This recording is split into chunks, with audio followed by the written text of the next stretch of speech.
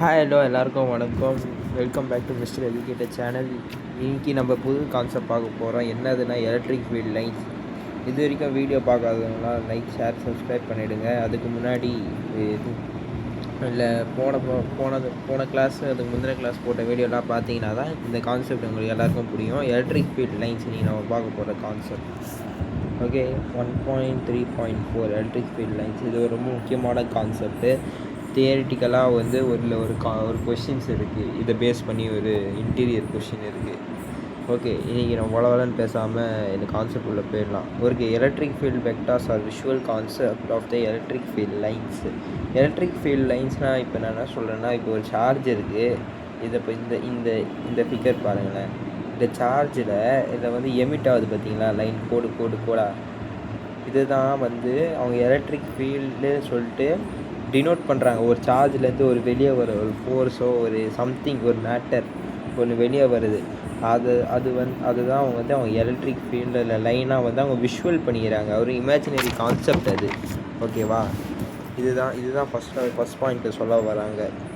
Electric field vectors are visual concept are electric field lines. They form a set of continuous lines with a visual representation of electric field some region of space. இப்போ ஒரு charge இருக்குன்னா அந்த சார்ஜில் இந்த சார்ஜிலேருந்து அது வந்து electric field லைன்ஸை வந்து அது வெளியேற்றிக்கிட்டே இருக்கும். எலக்ட்ரிக் ஃபீல்டு அதை வந்து ஒரு லைன் கான்செப்டில் கொண்டு வரது தான் இந்த விஷுவலை கான்செப்டாக எலக்ட்ரிக் ஃபீல்ட் லைன்ஸ்னு வச்சுருக்காங்க. ஃபஸ்ட் பாயிண்ட் ரொம்ப சிம்பிள். ஞாபகம் வச்சுக்கிற விஷயம் என்னென்னா, எலக்ட்ரிக் ஃபீல்ட் லைன்ஸை வந்து இது ஒரு இமேஜினரி கான்செப்ட்டு. ஒரு சார்ஜை சுற்றி ஒரு விஷுவலான லைனில் நம்ம ரெப்ரசன்ட் பண்ணுறது தான் இந்த எலக்ட்ரிக் ஃபீல்டோட லைன்ஸோட கதையே. இதுதான் வந்து ஒரு கதை மாதிரி ஞாபகம் வச்சுக்கோங்க, அது ஈஸியாக இருக்கும்.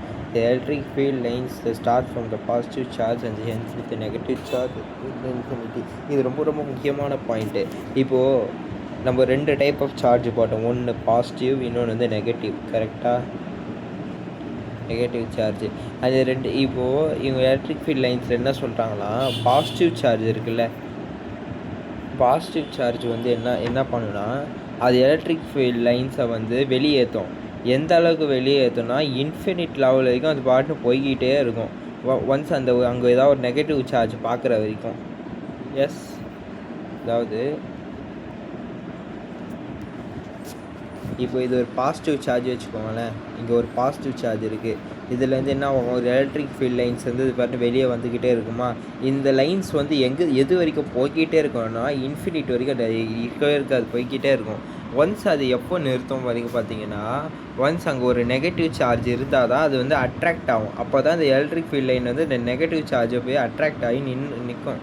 இல்லைனா இங்கே எந்த ஒரு சார்ஜோ இல்லை, நெகட்டிவ் சார்ஜ் இல்லை பாசிட்டிவ் சார்ஜ் அந்த மாதிரி இருந்துதான், லைக் சார்ஜஸ் ரெண்டுமே இருந்தால் இந்த எலக்ட்ரிக் ஃபீல்ட் லைன்ஸ் நிற்காத பாடி இன்ஃபினிட் லெவல் வரைக்கும் போய்கிட்டே இருக்கும். ஒன்ஸ் அந்த நெகட்டிவ் சார்ஜ் வர வரைக்கும்.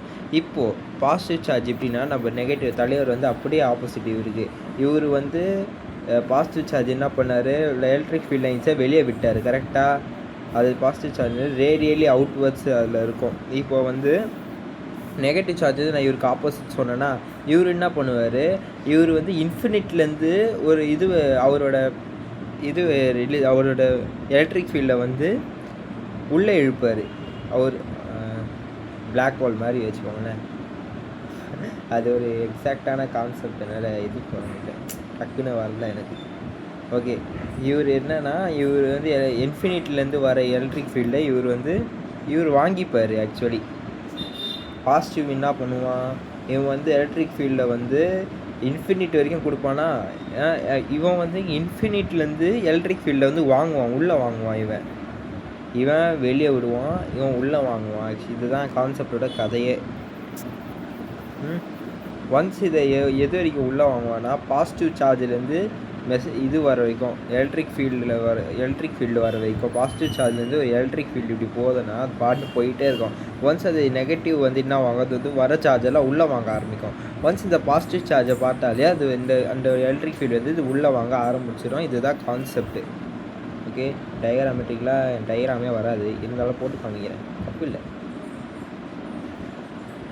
பயாலஜி குரூப்லாம் எடுத்துகிட்டு நான் வந்து வெப்பாயிட்டேன். ரெக்கார்டு வந்து 2 மாதமாக சப்மிட் பண்ண ரெக்கார்டு. அப்புறம் லாஸ்ட்டு அப்படியே அடித்து முடிச்சு சப்மிட் பண்ண வேணாலாம். பாசிட்டிவ் சார்ஜ் நான் என்ன சொன்னேன், இன்ஃபினிட் வரைக்கும் வெளியே விட்டு எலக்ட்ரிக் ஃபீல்டு ப்ரொடியூஸ் ஆகிட்டே இருக்கும். ஒன்ஸ் அது இன்ஃபினிட் வரைக்கும் போய்கிட்டே இருக்கும்.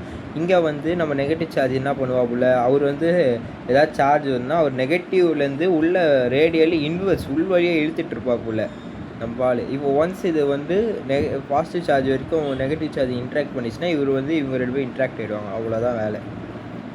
ஓகே, இதுதான் கான்செப்ட். எழுத முடியல, சாரி. ஓகே, இப்போ வந்து 2 பாயிண்ட் பார்த்துட்டோம் கரெக்டாக.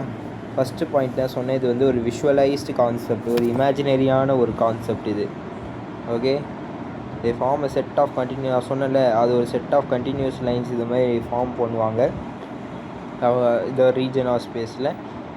இது வந்து சில ரூல்ஸ் இருக்குது வரையறதுக்கு. அதுதான் இதில் வந்து ஃபஸ்ட்டு பாயிண்ட் வந்து எலக்ட்ரிக் ஃபீல்ட் லைன்ஸை ஸ்டார்ட் ஃப்ரம் த பாசிட்டிவ் சார்ஜ்லேருந்து ஆரம்பிக்கிற இந்த லைன்ஸ், எலக்ட்ரிக் ஃபீல்ட் லைன்ஸு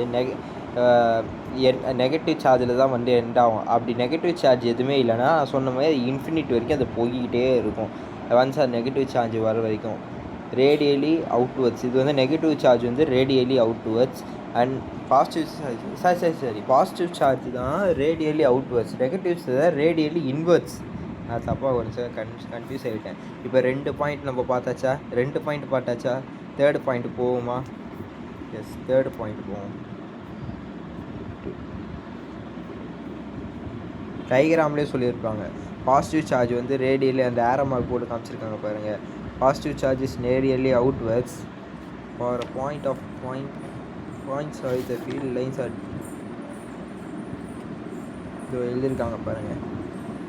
இது வந்து ரேடியலி அவுட்வர்ட்ஸ். அதே இங்கே வந்து பார்த்தீங்கன்னா ரேடியலி இன்வெர்ட்ஸ். இது வந்து நெகட்டிவ் சார்ஜ். கரெக்டாக இதை படிங்க, தெரியுது. ஓகே,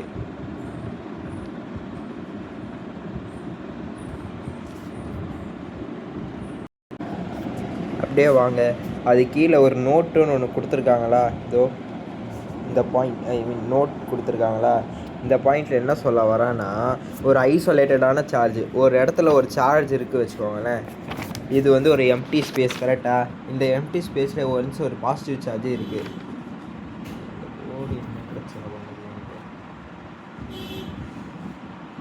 இங்கே ஒரு பாசிட்டிவ் சார்ஜ் இருக்கா. இந்த பாசிட்டிவ் சார்ஜ் பாசிட்டிவாகவே இல்லையே, இது பாசிட்டிவாக இங்கே சொல்ல போதே கோளாறுகள். பாசிட்டிவ் சார்ஜ் இருக்கா. இப்போ வந்து அதில் ஐசோலேட்டட் பாசிட்டிவ் சார்ஜ்னு சொல்லியிருப்பாங்க. ஐசோலேட்டட்னா என்ன, தனியாக அந்த ஒரு அந்த ஸ்பேஸில் எதுவுமே இல்லை, இந்த ஒரு சார்ஜ் தவிர. அப்போ இதோட எலக்ட்ரிக் ஃபீல்ட் லைன்ஸ் எங்கே இருக்குன்னா இன்ஃபினிட் வரைக்கும் போய்கிட்டே இருக்கும். ஏன்னா அங்கே எந்த சார்ஜும் இல்லை, ஒரு நெகட்டிவ் சார்ஜும் இல்லை, எந்த சார்ஜும் இல்லைனால அது வந்து எண்டே ஆகாது. எண்ட்லெஸ்ஸாக எலக்ட்ரிக் ஃபீல்ட் லைன்ஸ் வந்து இன்ஃபினிட் வரைக்கும் ட்ராவல் ஆகிட்டே இருக்கும். இதுதான் அந்த நோட்டுன்னு சொல்லி கொடுத்துருக்காங்க. அதே கதை தான் இங்கே. ஐசோலேட்டட் இங்கே பாசிட்டிவ் சார்ஜ், அதே இடத்துல ஐசோலேட்டட் நெகட்டிவ் சார்ஜ் இருந்துச்சுன்னா அதே இடத்துல வாங்க ஐசோலேட்டட் நெகட்டிவ் சார்ஜ் இருந்துச்சுன்னா அது இன்ஃபினிட்லேருந்து அதோட எலக்ட்ரிக் ஃபீல்ட் லைன்ஸை இன்வெர்டாக உள்ளே வந்துகிட்டே இருக்கும். ஒன்ஸ் அங்கே எந்த சார்ஜுமே இல்லை உள்ளே. ஸோ அந்த இடத்துல இல்லாதனால அங்கே இன்ட்ராக்ட் எதுவுமே ஆகாது எந்த சார்ஜோடவும், அது உள்ளே வந்துக்கிட்டே இருக்கும். இதுதான் கான்செப்ட். என்ன இப்போ வந்து பாசிட்டிவ் சார்ஜ் இருந்தால் என்ன பண்ணியிருக்கோம், இதே இந்த இப்போ ஐசோலேட்டட் பிளேஸில் இங்கே ஒரு பாசிட்டிவ் ஒரு நெகட்டிவ் சார்ஜ் இருக்குன்னா இந்த பாசிட்டிவ் சார்ஜ் எலக்ட்ரிக் ஃபீல்ட் லைன்ஸோட வெளியே விட்டுருக்கோம். அப்போ இந்த வெளியே விட்டனால இது இந்த நெகட்டிவ் சார்ஜோட இன்ட்ராக்ட் ஆகிட்டு இப்போ ரெண்டுமே சார்ஜ் தான் இருக்கும். இதுவே இதுதான் கான்செப்டாக அங்கே நடந்திருக்கும். இவ்வளோ தான் இந்த தேர்ட் பாயிண்ட்டு. அடுத்த பாயிண்ட் போவோமா? அடுத்த பாயிண்ட் ஓகே, அடுத்தது செகண்ட் பாயிண்ட்டுக்கு வருவோம். இந்த பாயிண்டில் என்ன சொல்ல வராங்கன்னா அது கீழே இருக்க நோட் இது முடிச்சிட்டோம். ஆக்சுவலி இப்போ நம்ம இந்த பாயிண்டில் இருக்கோம். The electric field vectors at a point space are tangent to the electric field lines at a point. இப்போ இந்த ஃபிகர் பாருங்களேன். இப்போ வந்து இந்த பிக்சரில் அவன் என்ன சொல்லியிருக்கான்னா ஒரு பாசிட்டிவ் சார்ஜ் நெகட்டிவ் சார்ஜ் இருக்குது, இதில் கனெக்ட் ஆகிருக்கு. இப்போது இங்கே தான் இது ஒரு பாயிண்ட் சார்ஜ் இருக்குது வச்சுக்கோங்களேன். இதோ இங்கே பீனு போட்டு ஒரு பாயிண்ட் சார்ஜ் இருக்கா. இதோட எலக்ட்ரிக் ஃபீல்டு இப்போ இந்த ரெண்டுத்துக்கும் இருக்க இந்த ரெண்டு சார்ஜுக்கு நடுவில் அந்த ஒரு பாயிண்ட் இருக்குது, அந்த பாயிண்ட் சார்ஜ். இப்போ இது எப்படி எக்ஸ்பீரியன்ஸ் பண்ணணும் எலக்ட்ரிக் ஃபீல்டை, இது வந்து இந்த சார்ஜுக்கும் இந்த எலக்ட்ரிக் ஃபீல்டுக்கும் டேஞ்சண்ட்டாக இருக்கும். அதுதான் இங்கே ஒரு டேஞ்சன்ட்னு எலக்ட்ரிக் ஃபீல்டு அப்படி அந்த வார்த்தையை அவங்க யூஸ் பண்ணியிருப்பாங்க. இங்கே பாசிட்டிவ் இங்கே பாசிட்டிவ் சார்ஜ் இங்கே நெகட்டிவ் சார்ஜ் இருக்கா? இது ரெண்டுத்துக்கும் இல்லை எலக்ட்ரிக் ஃபீல்டு லைன்ஸ் நான் வரையணுன்னா இப்படி வரைஞ்சிட்ருப்பேன். நான் பார்த்துக்கிட்டு ஏதாவது ஒன்று வரைஞ்சிக்கிட்டு இருப்பேன். ஸோ இங்கே ஒரு பாயிண்ட் சார்ஜ் இருக்கா? இந்த பாயிண்ட் சார்ஜ் இங்கே எப்படி இந்த எலக்ட்ரிக் ஃபீல்டு எப்படி நான் அது எக்ஸ்பீரியன்ஸ் பண்ணுன்னா, டேஞ்சண்ட்டாக இந்த சார்ஜுக்கு இந்த எலக்ட்ரிக் ஃபீல்டுக்கு சார்ஜுன்ற பாருங்கள், இந்த எலக்ட்ரிக் ஃபீல்டுக்கு இந்த எலக்ட்ரிக் ஃபீல்ட் லைன்ஸ் இருக்கா, இந்த லைன்ஸு இதோ இந்த கர்வாக போட்டிருக்கேன்னா, இந்த சார்ஜ் வந்து இந்த லைன்ஸுக்கு டேஞ்சண்ட்டாக தான் அது இந்த பாயிண்டோட எலக்ட்ரிக் ஃபீல்டு ஆக்ட் ஆகும். புரியுதா? இந்த பாசிட்டிவ் சார்ஜ் இங்கே நெகட்டிவ் சார்ஜு, இது ரெண்டுத்துக்கும் நடுவில் எலக்ட்ரிக் ஃபீல்டு இருக்குது.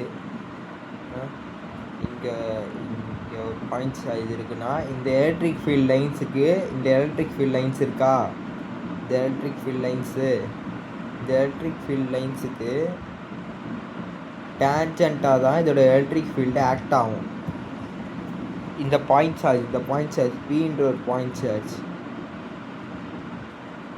இந்த Pன்ற ஒரு பாயிண்ட் சார்ஜு இந்த எலக்ட்ரிக் ஃபீல்ட் லைன்ஸுக்கு டேஞ்சண்ட்டாக தான்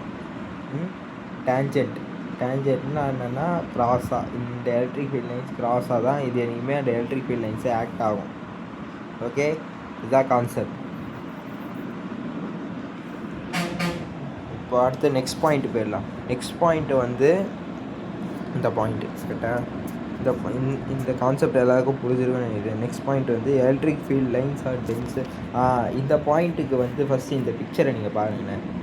இந்த பிக்சரில் இங்கே ஒரு சார்ஜ் இருக்கா, இங்கே ஒரு பாசிட்டிவ் சார்ஜ் இருக்குது. இந்த பாசிட்டிவ் சார்ஜ்லேருந்து எலக்ட்ரிக் ஃபீல்ட் லைன்ஸ் வந்துக்கிட்டே இருக்குது. இந்த என்னடா இந்த ஏ அண்ட் பி இந்த டப்பா நான் சொல்கிறேன். இந்த ஏ அண்ட் பி டப்பா இது எதை குறிக்குதுன்னா, அங்கே இது ஒரு மேக்னிடியூட்னா என்ன ஒரு அளவு, அதை அப்படி சொல்லாமல் இது ஒரு டப்பா இருக்குது வச்சுக்கோங்களேன். லெட்ஸே இந்த டப்பாவில் ஏ அண்ட் பி ஒரு டப்பா இருக்கா, இந்த ஏ அண்ட் பி ஒரு டப்பா எதுக்கு இதை மாதிரி வச்சு வெறுப்பேற்றுறாங்கன்னா சொல்கிறேன். இந்த எலக்ட்ரிக் ஃபீல்ட் லைன்ஸில் இப்போ வந்து இது கிட்ட இருக்கா, இந்த ஏன்ற ஒரு பாக்ஸ் கிட்ட இருக்குனால அதனால அதுக்குள்ளே எத்தனை எலக்ட்ரிக் ஃபீல்ட் லைன்ஸ் மட்டும் பாஸ் ஆகுது பாருங்களேன். கம்பேரிட்டிவ் பியோட ஏ வந்து அதிகமாக இருக்குது. ஸோ அதை தான் இந்த பாயிண்ட்டை சொல்ல வராங்க. இதோ இங்கே இருக்கும் பாருங்கள்.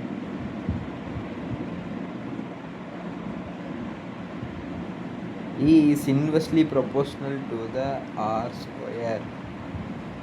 இந்த R இது ஈனா எலக்ட்ரிக் ஃபீல்ட் லைன்ஸ் அந்த வெளியே கோடு கூட வருது. அது இந்த ஆர் ஸ்கொயர்னால் என்னதுப்பா, ஆர் ஸ்கொயர்னால் என்னதுன்னா கேட்டிங்கன்னா, ஆர்னா என்னென்னா இது ரேடியஸ். இப்போ வந்து அந்த டிஸ்டன்ஸ் சொல்லுவாங்கள்ல, டிஸ்டன்ஸ் இப்போ இந்த எலக்ட்ரிக் ஃபீல்டுக்கும் அந்த டப்பாக்குள்ள டிஸ்டன்ஸ் அதை தான் இங்கே ரெப்ரசன்ட் பண்ணுறாங்க. இப்போது இது ஒரு பாசிட்டிவ்,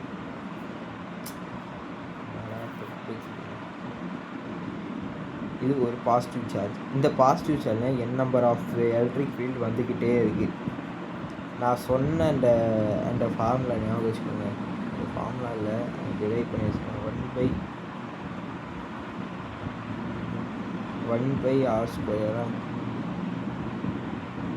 1/r². இதனால் ஆர்னா என்னது, அந்த இப்போ இங்கே இந்த எலக்ட்ரிக் ஃபீல்டுக்கும் இந்த டப்பாக்குள்ள அந்த டிஸ்டன்ஸ்,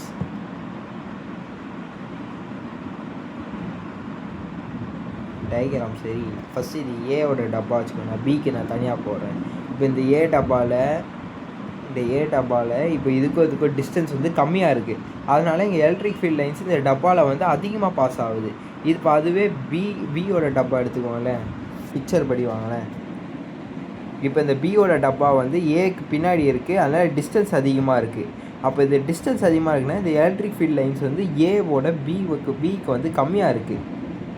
அதுதான் இங்கே சொல்ல வராங்க. E is inversely proportional to R². இப்போ டிஸ்டன்ஸ் அதிகமாக இருந்தால் எலக்ட்ரிக் ஃபீல்ட் லைன்ஸ் வந்து கம்மியாக அதில் ப்ரொடியூஸ் ஆகும். டிஸ்டன்ஸ் கம்மியாக இருந்தால் எலக்ட்ரிக் ஃபீல்ட் லைன்ஸ் வந்து அந்த இடத்துல அதிகமாக இருக்கும், அதிகமாக அதில் ப்ரோசஸ் ஆகும். அதுதான் இந்த பாயிண்ட்டில் சொல்லுவாங்க. இது இவ்வளோ பெரிய பாயிண்ட்டு, இதுதான் அதோட கதையே. அந்த ஏ அந்த பி அந்த டப்பா வச்சு இவ்வளோ பெரிய பாயிண்ட் எழுதியிருப்பாங்க. இதை நம்ம ஓனாகவே எழுதலாம். அந்த அளவுக்கு பெரிய கம்பசிஸ்டர் கதைலாம் இல்லை. ஓகே, ஒரு பாசிட்டிவ் சார்ஜு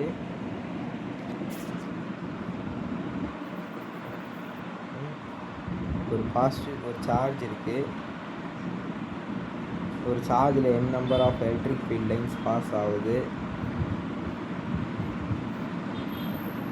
அதில் வந்து ஏன்ற ஒரு டப்பாவில் அதிகமாக பாஸ் ஆகும், பின்ற டப்பாவில் கம்மியாக பாஸ் ஆகுது. ஓகேவா? ஏன்னா ஏ வந்து அந்த பாசிட்டிவ் சார்ஜ் கிட்ட அது டிஸ்டன்ஸ் கம்மியாக இருக்குனால அதில் அதிகமான எலக்ட்ரிக் ஃபீல்ட் லைன்ஸ் இந்த கோடாக இருக்குது பார்த்தீங்களா, எலக்ட்ரிக் ஃபீல்ட் லைன்ஸ் அது. ஏன்னா அதில் அதில் வந்து அதிகமாக பாஸ் ஆகும். பி வந்து டிஸ்டன்ஸ் அதிகமாக இருக்குது இந்த சென்டர் பாயிண்ட்லேருந்து இந்த சார்ஜை விட்டு. அப்போது ஒரு தூரமாக இருக்கிறதுனால பியில் வந்து கம்மியான எலக்ட்ரிக் ஃபீல்ட் லைன்ஸ் தான் பாஸ் ஆகும். இதுதான் அந்த கதை. அதில் தான் இதை சொல்லியிருப்பாங்க, E is inversely proportional to r². Once distance கம்மியாக இருந்தால் எலக்ட்ரிக் ஃபீல்ட் லைன்ஸ் வந்து அதிகமாக இருக்கும். ஏன்னா அது இன்வெர்ஸ்லி ப்ரொபோர்ஷனல். இது கம்மியாக இருந்தால் அது அதிகமாக இருக்கும், அது அதிகமாக இருந்தால் அது கம்மியாக இருக்கும். அந்த மாதிரி இப்போ பி வந்து டிஸ்டன்ஸ் அதிகமாக இருக்குது. இப்போ டிஸ்டன்ஸ் அதிகமாக இருந்தால் தான் ஆட்டோமேட்டிக்காக எலக்ட்ரிக் ஃபீல்ட் லைன்ஸ் கம்மியாகும். இதுதான் அவங்களோட சொல்ல வர கான்செப்ட்டு. அவ்வளோதான். இந்த பாயிண்ட்டை நம்ம முடிச்சிட்டோம். நெக்ஸ்ட் பாயிண்ட் போவோம். நெக்ஸ்ட் பாயிண்ட் வந்து no two electric field lines are intersect each other. ரெண்டு எலக்ட்ரிக் ஃபீல்ட் லைன்ஸுமே என்றைக்குமே இன்டர்செக்ட் ஆகாது. இன்டர்செக்ட்னா ரெண்டுமே ஒட்டிக்காது. இது இங்கே ஒரு பாசிட்டிவ் சார்ஜு,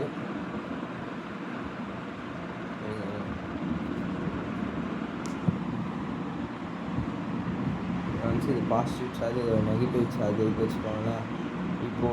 இப்போ வந்து இந்த எலக்ட்ரிக் ஃபீல்டு வந்து இங்கே போய் ஆகுது, இங்கே எலக்ட்ரிக் ஃபீல்டு இப்படி வருது. இப்போ நடுவில் தான் இந்த வந்து இன்னொரு லைன் வந்து இங்கே வந்து கட் ஆகாது, இன்டர்செக்ட் ஆகாது. அதுதான் இதோட இதுவே. என்றைக்குமே இந்தமாதிரி கேஸ் வரவே வராது எலக்ட்ரோஸ்டாட். ஏன்னா அங்கே அவங்களே சொல்லிட்டாங்க, no two electric field lines will intersect. என்றைக்குமே இன்டர்செக்ட் ஆகவே ஆகாது. அதை வச்சு தான் ஒரு கொஷின் ஒன்று கேட்பாங்க, ஒரு புக்கின் கொஷின்.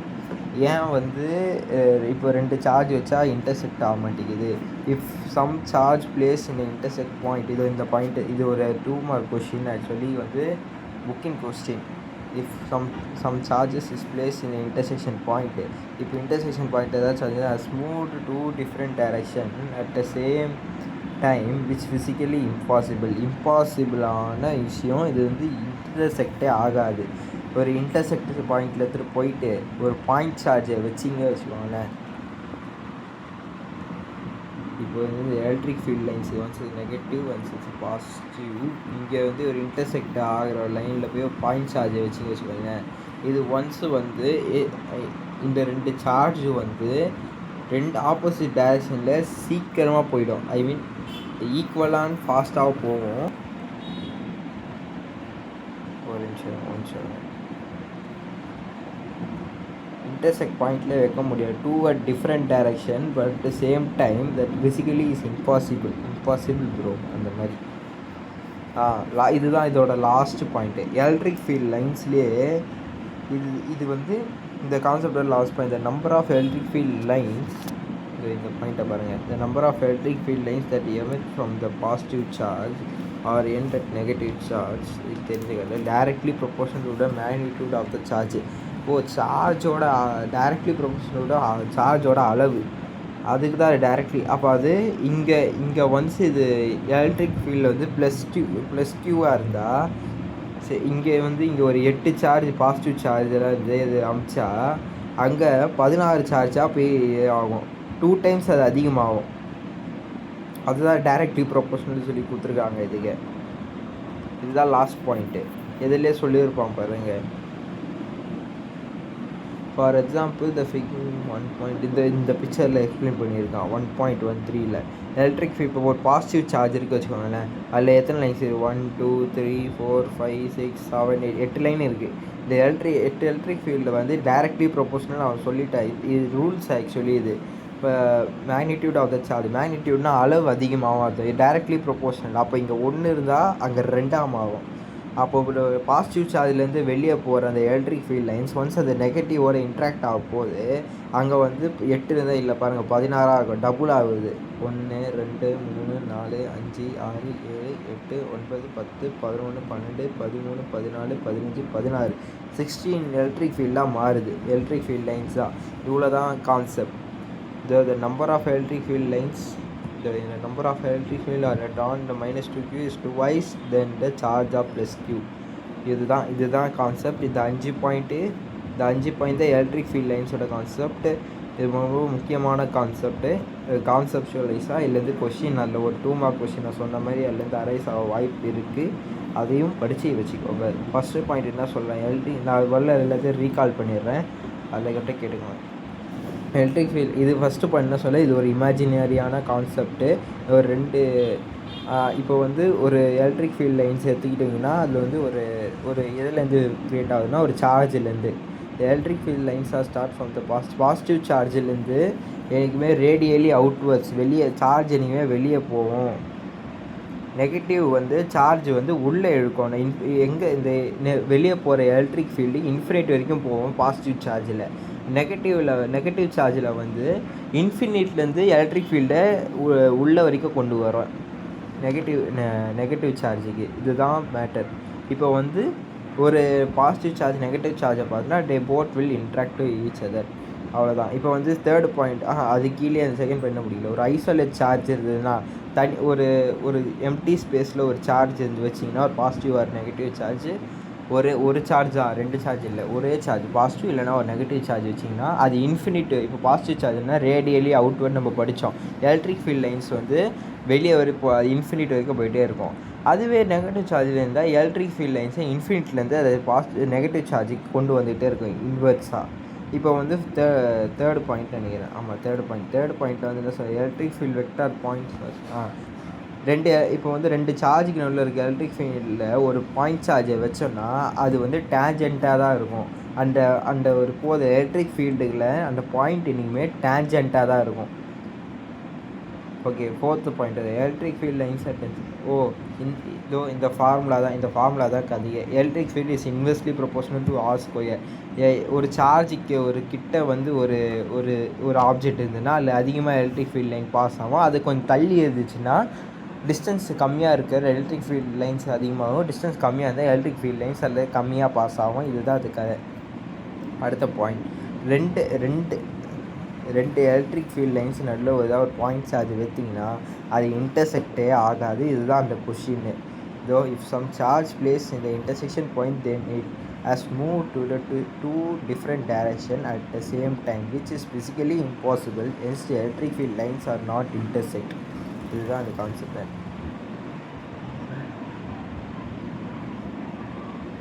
அடுத்த point, last point, the number of electric field lines are emit to positive charge or else with the negative charge directly from magnitude of the charge. இப்போ வந்து ஒரு பாசிட்டிவ் சார்ஜ்லேருந்து வெளியே போகிற எலக்ட்ரிக் ஃபீல்டு நெகட்டிவ் சார்ஜில் தான் அப்போ end ஆகும். அது எப்படி இருக்கும் என்னென்னா டைரெக்ட்லி ப்ரொபோஷ்னலாக இருக்கும். அதாவது இங்கே 8 சார்ஜ் இருந்தால் இங்கே 16 சார்ஜாக மாறும். இங்கே 4 சார்ஜ் இருந்தால் இங்கே 8 சார்ஜாக மாறும். இங்கே 4 சார்ஜஸ் இருந்தால் இங்கே 8 சார்ஜர் தான் ரிசீவ் ஆகும். அந்த மாதிரி தான் இதுதான் லாஸ்ட் கான்செப்ட்டு. சரி, இதுதான் வந்து லாஸ்ட் பாயிண்ட்டு, லாஸ்ட் கான்செப்ட்ன்றேன். ஓகே, இதோட எலக்ட்ரிக் ஃபீல்ட் லைன் இந்த கான்செப்ட் இங்கேயோட முடியுது. அடுத்தது வந்து ஒரு முக்கியமான கான்செப்ட் எலக்ட்ரிக் டைப்போல். இதை நான் அடுத்து நெக்ஸ்ட் வீடியோவில் எடுக்கிறேன். Bye guys.